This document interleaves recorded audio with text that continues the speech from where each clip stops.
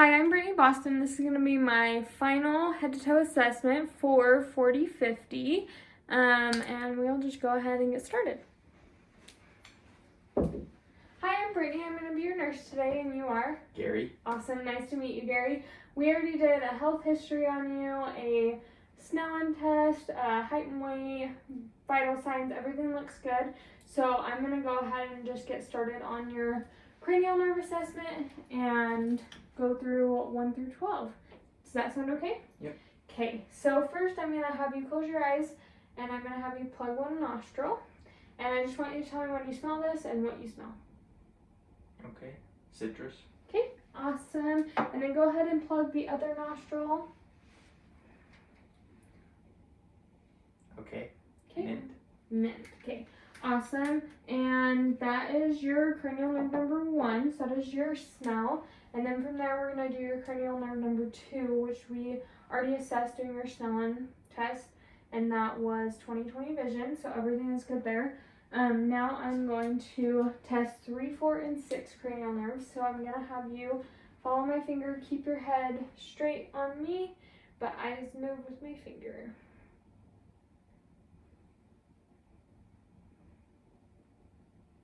Awesome. And then I want you to raise your eyebrows. And yep. Okay, and then I'm just going to have you look straight ahead at me, and I'm just going to look for your pupillary reflex.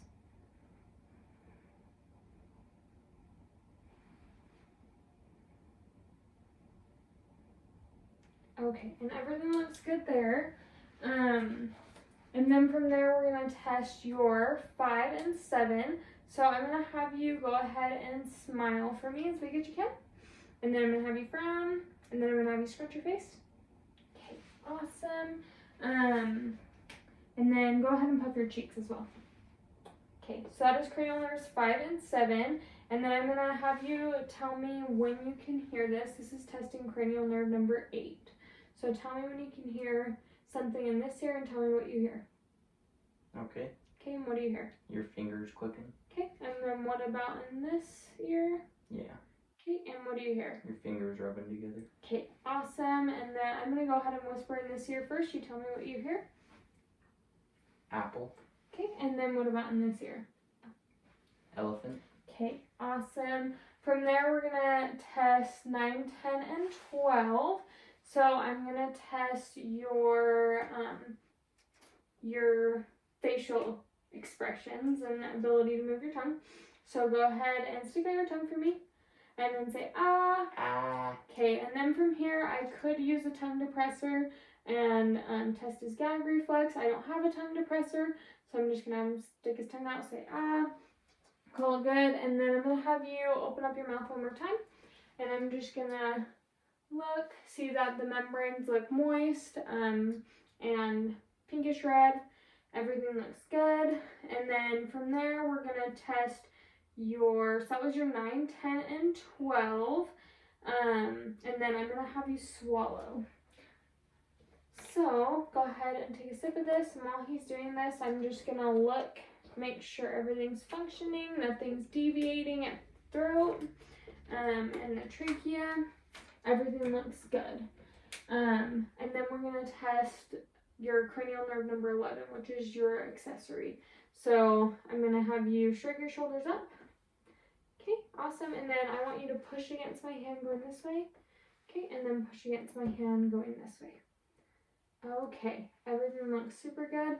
I'm going to have you alternate your hands. This is just testing your cerebellum, and then we're going to test your balance as well in a second. And then I'm going to have you go 5, 4, 3, 2, and then back up. Just touching thumb to fingers. Okay. And then from there, I'm going to test your stereognogus. Can never say that word. I'm going to have you close your eyes. I'm going to have you put out your hand. And I want you to tell me what you feel. And you're good to grasp it. Coin. Yep, so that's a penny. And then I'm going to write something in your hand. Go ahead and put it straight out. This is just a little wand. Tell me what I write. B. Okay, awesome. And one more. T. That is correct. Okay, and then from here, I'm going to have you stand. And I'm going to have you touch heel all the way up the shin, and then all the way down. And all the way up the shin, and all the way down. Okay, awesome. And then from here, let's have you go on your tippy toes, and you're just going to walk a few steps. And then go on your heels, walk a few steps. Okay, and then I want you to stay put for a second, and you're just going to balance on one leg. And then other leg. And we're just testing the cerebellum and balance here. We could have them close their eyes if we're really concerned. And then from here, I'm going to have you walk heel to toe. In just a few steps, that's good. And from here, we can test their do a scoliosis exam. With scoliosis, we're just looking at their gait looks good. We're going to assess the vertebrae, make sure that all looks good and it's nice and straight, and we can also just feel around there. And you can go ahead and have a seat. Okay, from here we're gonna go ahead and assess your skin. Is there anything that is concerning? Any bumps, bruises, marks? Just some marks. Just this, and how long has this been there? About a month. Okay, and is it healing okay? Yeah. Okay, so no concerns there. And I'm just gonna kind of just feel, like, assess. Everything looks good. I'm gonna assess for edema, especially in the lower legs because of gravity. Everything looks good there. And then I'm gonna assess skin elasticity. So I'm just gonna go right here on his collarbone and kind of just do a skin trigger assessment. And skin is elastic. It's not staying tented. So everything looks good there. And then we're gonna do hair. So are you okay if I touch your head? Yeah. Okay. So I'm just gonna feel through here, make sure there's no abnormalities under the hair. Feel that everything feels okay. And then I'm also just gonna make sure that hair is dispersed, there's no bald spots. I can also just visualize and just look, make sure there's no like bald patches, and then I can also ask him as well, do you have any concerns with hair loss, bald spots, anything like that lately? No. Okay, awesome. We're going to go ahead and assess your ears. So I do not have anything to look in your ears, so I'm just going to assess the outer external auricle and look for any abnormalities, look for just any masses. Everything looks good there. I'm going to assess, sorry, bless me, excuse me, and then I'm going to assess this side as well. And then because I don't have anything to look in his ears right now, I'm just going to use this as pretend, but I would pull up and back, and then I would look in his ears, look to make sure that there's no obstructions, that there's no like excessive sebum, and everything looks good there. And we would look at the tympanic membrane and the ear canal for that. Any concerns with your ears at all? Any recent hearing loss? No. No? Okay. And then I'm going to have you look up. I'm just going to look in your nose. And I'm just going to shine this light in there so I can get a better view.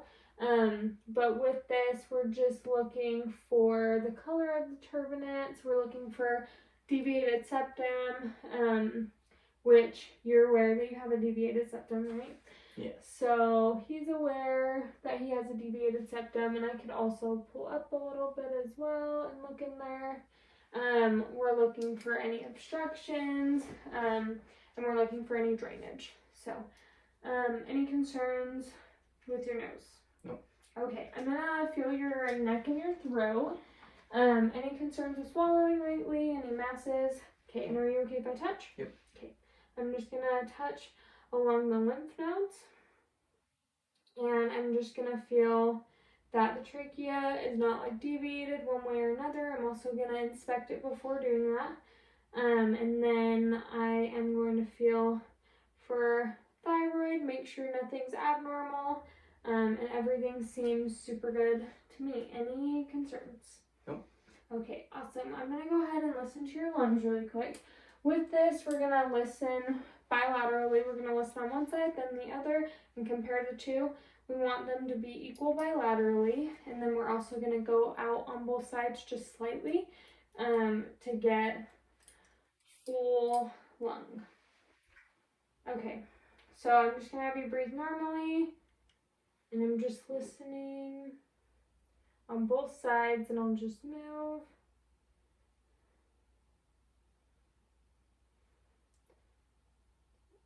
Okay, and then I'm going to listen on the back as well, so go ahead and just breathe normally.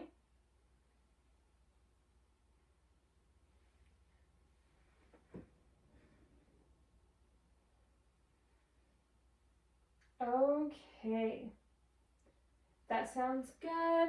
And then from there, I'm going to go ahead and listen for consolidation.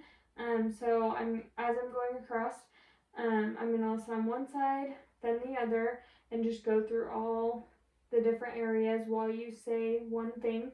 So for time purposes, I'm just going to go through this really fast. I want you to say E.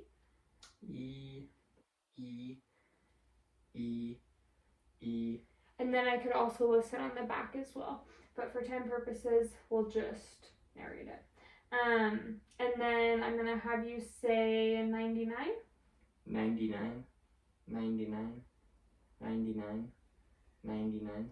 Okay, awesome. And then I'm going to have you say 1, 2, 3, but I want you to whisper it. 1, 2, 3, 1, 2, 3, 1, 2, 3, 1, 2, 3. Okay, and again, I could do that on the back as well. We just want to make sure that we're just not hearing anything that's like all the way clear. That would be a concern to us, and that would stand out. Do you have any concerns lung-wise? Nope. Okay, let me just tap my camera super quick, just to make sure it stays on. Okay, from here, I'm going to listen to your heart sounds. Any concerns with heart? Nope. Okay, awesome. So first I'm going to start at the aorta, which is the second rib space, so we can feel where the clavicle's at, and then go just slightly below that. And we're just listening, make sure we can hear the heart, and it's nice and clear, no murmur. And then I'm going to go over one space down, over to the left of that, over to the left of that, and that's going to give us our pulmonic. Then third space down is going to give us our herbs. Then one space down from that is going to give us our our tricuspid. Then our last space is going to be our mitral. And our mitral, with some adults, especially adult women with large breasts, we might have to have them move it out of the way. And at the mitral, we want to listen for 1 minute. Any concerns with heart at all? Nope. Okay, awesome. And then I'm just gonna we already did cap refill, and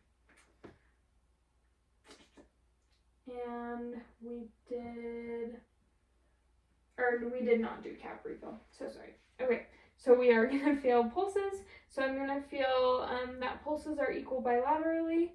So I'm just gonna feel the radialis pulses. Awesome. Those feel great. And then I'm going to feel behind here at the popliteal. Go ahead and relax. And on some people, this one might be a little bit harder to feel. On him, I can feel him just fine. And then I'm going to have him keep his socks on and have him take them off if I can't feel it. But I'm going to feel for the posterior tibialis. His are great. And then the dorsal pedis.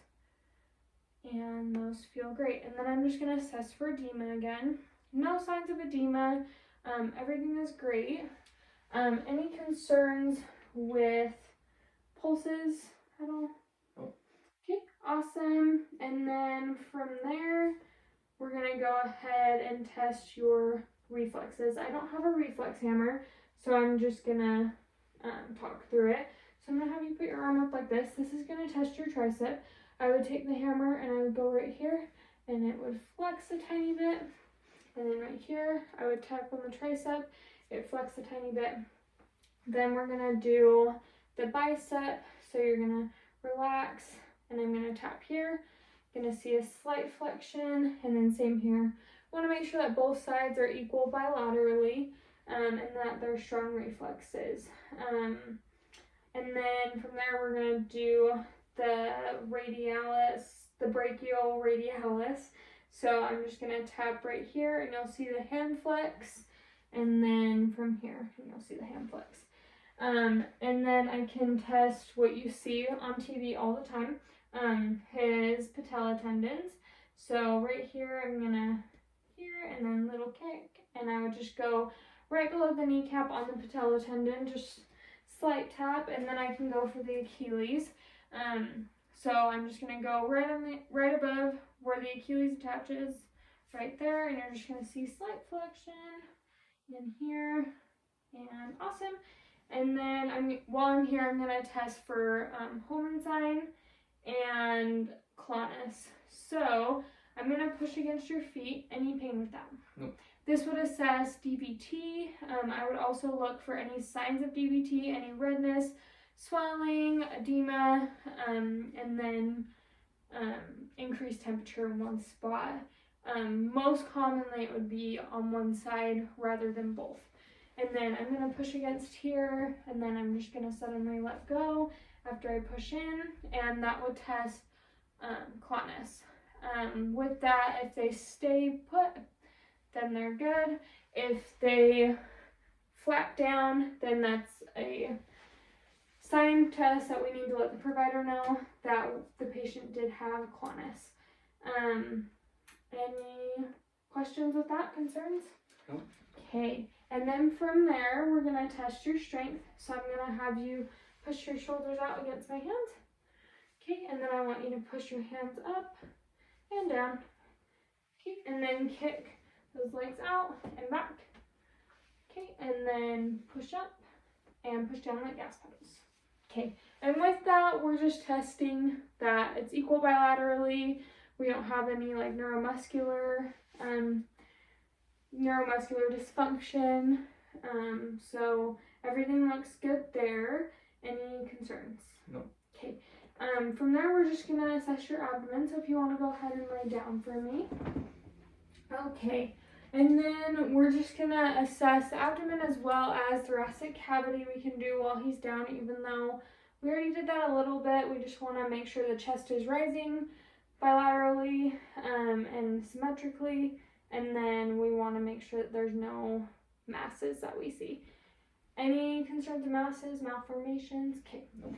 Awesome. And then we're going to do the same with the abdomen. So we're just going to inspect first and visualize everything looks good. We could also lift up and just assess, does it look like they're guarding anything concerning? In his case, he looks good. And then I'm going to go ahead and listen. So for this, I'm going to listen in all 4 quadrants. If I don't hear something in about 10 seconds in each quadrant, I'm going to listen for about 5 minutes. Or if it's just super hypoactive, I'm going to listen for about 5 minutes total. And his bowel sounds are active. Some areas might be more active than others depending on how he's digesting things, but his sound equal all around. Any concerns with that? Nope. Have you been pooping okay? Yeah. Okay, awesome. Any concerns with that? Nope. Okay, and then from there, I'm just going to percuss.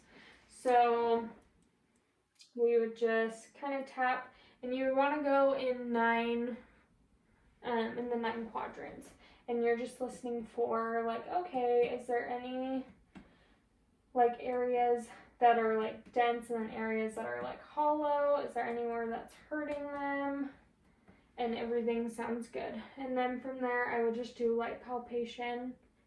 And it's 9, the 9 quadrants, go all the way across. And then any pain there? Nope. Okay, and then I'm going to go a little bit harder across those 9 quadrants. Then, with those 9 quadrants, after I do that and do my deep palpation, I'm going to feel for the liver and the spleen. So here with the liver, we just want to check the liver level, make sure that it's not swelling, make sure that it's not rigid. So I'm just going to go right below the costal region, and I can feel his liver. It's right at costal region. And then I'm going to feel for his spleen just over on the other side. And I can feel your spleen.